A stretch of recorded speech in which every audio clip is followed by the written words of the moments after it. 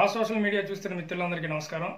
ఈరోజు మనం చర్చించబోయే అంశాన్ని కనుక పరిశీలించినట్టయితే, విద్యుత్ వినియోగం జరిగిన తర్వాత బిల్లులు కనుక కట్టని పక్షంలో ఎలక్ట్రిసిటీ డిపార్ట్మెంట్ వారు వెంటనే తీసేటటువంటి అధికారం ఉందా, తీసుకునేటట్టు ఉంటే దానికి ఏ రకమైనటువంటి విధి విధానాలు వాడాల్సి ఉంటుంది అనేది కూడా ఈరోజు మన ఈ వీడియోలో తెలుసుకుంటున్నాం.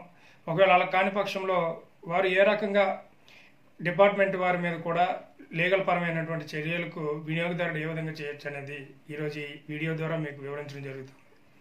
సోషల్ మీడియా ద్వారా అవేర్నెస్ ప్రజలకు అందిస్తున్నామో లీగల్కి సంబంధించి ఇవి మీరు మరి కొంతమందికి వెళ్ళాలనే ఉద్దేశంతో మిత్రులందరూ దయచేసి షేర్ చేయండి, లైక్ చేయండి, సబ్స్క్రైబ్ చేయడం ద్వారా మరికొంతమందికి మన ఈ లాగ్ మీకు సంబంధించినటువంటి అంశాలని అందించడం జరుగుతుంది. విద్యుత్ వాడకం జరిగిన తర్వాత ఇంటికి వెళ్ళి ఎలక్ట్రిసిటీ డిపార్ట్మెంట్ వారికి ఎటువంటి సమాచారం ఇవ్వకుండా విద్యుత్తును కట్ చేసేటటువంటి అధికారం వారికి ఉందా లేదా అని పరిశీలించేటప్పుడు ఇండియన్ ఎలక్ట్రిసిటీ యాక్ట్ 2003ని కనుక పరిశీలించినట్టయితే అందులో సెక్షన్ 53 సబ్సెక్షన్ 1 కింద చూసినప్పుడు అందులో చాలా స్పష్టమైనటువంటి కొన్ని విధి విధానాలని ఇవ్వడం జరిగింది. యజమాని ఇంటికి వెళ్ళి యజమాని ఇంటి దగ్గర కరెంటుని కట్ చేయాలి అనుకునేటప్పుడు ముందుగా 15 రోజుల ముందు ఆ యజమానికి నోటీస్ ఇవ్వవలసి ఉంటుంది.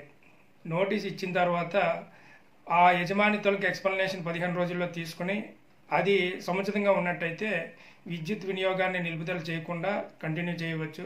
లేని పక్షంలో వారికి నోటీస్ అందించినా కూడా వారు రెస్పాండ్ అవ్వకుండా పక్షంలో దాన్ని విద్యుత్ని నిలుపుదల చేసేటటువంటి అధికారం ఆయా శాఖకు ఉంది. 15 రోజుల ముందు నోటీస్ ఇవ్వడం అనేది ఒకటే కాకుండా ఒకవేళ యజమాని కనుక ఇంట్లో లేరు, ఇంటి తాళం వేసి ఉన్నట్టు ఎలక్ట్రిసిటీ డిపార్ట్మెంట్ వారు యజమానికి స్పీడ్ పోస్ట్ ద్వారా తెలియపరచవలసి ఉంటుంది. ఇంకా ఒకవేళ వారు అందుబాటులో లేరు, వారికి ఏ రకమైన సమాచారం అందించాలని అవకాశం లేని పక్షంలో ఇంటికి నోటీసు రూపంలో కూడా అంటించాల్సిన పరిస్థితి ఎలక్ట్రిసిటీ డిపార్ట్మెంట్ వరకు ఉంది.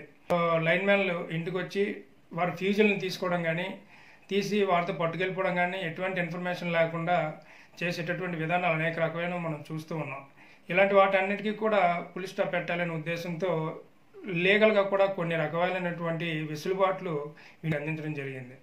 దీన్ని గమనించినట్టయితే వారు ఎవరైనా ఈ రకంగా మీ తాలూకా అనుమతి లేకుండా మీ ఇంట్లో ప్రవేశించి ఎలక్ట్రిసిటీకి సంబంధించినటువంటి వ్యక్తులు మీ ఇంట్లో ఉండేటటువంటి ఫ్యూజుల్ని తీసేటటువంటి పరిస్థితి ఎదురైనప్పుడు వారి మీద ఇండియన్ పీనల్ కోడ్కి సంబంధించి కొన్ని సెక్షన్లు ఉన్నాయి. వీటిని కనుక మీరు దగ్గరలో ఉండేటటువంటి పోలీస్ స్టేషన్లో కంప్లైంట్ ఇవ్వడం ద్వారా ఇంపోజ్ చేయొచ్చు. సెక్షన్ అంటే ఇండియన్ పీనల్ కోడ్ సెక్షన్ 188 ప్రకారం వీరి మీద శిక్ష అనుమతి అంటే మీ యొక్క అనుమతి లేకుండా వీరు మీ ప్రిన్సెస్లో అడుగుపెట్టి మీ ఉండే ప్రైవసీని వారు డ్యామేజ్ చేసినందుకు గాను ఖచ్చితంగా వారి మీద శిక్షార్హులు చేసేటటువంటి అవకాశం ఉంది. దీంతోపాటు ఇండియన్ పీనల్ కోడ్ 447 మరియు 448 కూడా ఈ పవర్ డిస్కనెక్ట్ చేసేటటువంటి పరిస్థితులు ఎదురవుతున్నాయి కాబట్టి దానికి కూడా మీరు ఈ సెక్షన్ కింద వారిని తీసుకొచ్చేటటువంటి అవకాశం ఉంది.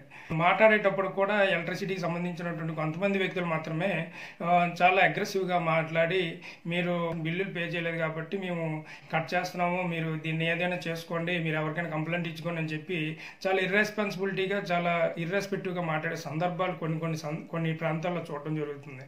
ఇలాంటి వారు ఖచ్చితంగా ఇలా చేసినట్టయితే ఇండియన్ పీనల్ కోడ్కి సంబంధించినటువంటి 506 సెక్షన్ ప్రకారం దగ్గరలో ఉండేటటువంటి పోలీస్ స్టేషన్లో చేయొచ్చు. అయితే పోలీస్ స్టేషన్లో చేసేటప్పుడు ఎవరెవరిని ప్రతివాదులుగా చేయొచ్చు అనేది ఇక్కడ మనం ఆలోచించినట్టయితే ఎవరైతే మీ ఇంటికి వచ్చి మీ లైన్ మ్యాన్ ఎవరైతే ఉంటారో లైన్ మ్యాన్ దగ్గర నుండి ఏఈలు కానీ డిఈలు కానీ పైన ఉండేటటువంటి ఉన్నత అధికారులందరినీ కూడా మీరు ప్రతివాదులుగా చేర్చి మీ యొక్క ప్రైవసీ భంగం కలిగినందుకు గాను వారిని కూడా ఈ సెక్షన్ల కింద తీసుకొచ్చినట్టయితే దీంతోపాటు వినియోగదారుల చట్టాన్ని కూడా మరొకసారి గుర్తుపెట్టుకోవాలి మిత్రులందరూ.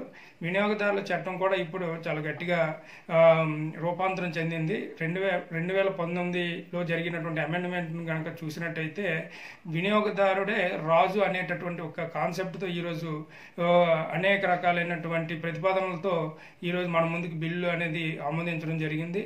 దాని ప్రకారం అమెండ్మెంట్ అయ్యి నూతన రూపాంతరం చెందినటువంటి అది జరిగింది. కాబట్టి మిత్రులందరూ గుర్తెరిగి మీకు ఎక్కడైనా ఇలాంటి సందర్భాలు ఎదురై ఎదురైనప్పుడు మీ నిత్య జీవితంలో ఖచ్చితంగా మీరు పోలీసు వారిని సంప్రదించండి. మీ యొక్క గౌరవప్రదమైన జీవనం కోసం ఖచ్చితంగా మీరు ఈ రకమైనటువంటి చట్టాలను తెలుసుకొని మీ యొక్క ఉండేటటువంటి రైట్స్ ఏవైతే ఉన్నాయో వాటిని రైట్స్ అన్నింటినీ కూడా కోల్పోకుండా మంచిగా మీ యొక్క జీవనాన్ని సాగిస్తారని తెలియజేస్తూ మిత్రులందరికీ నమస్కారం.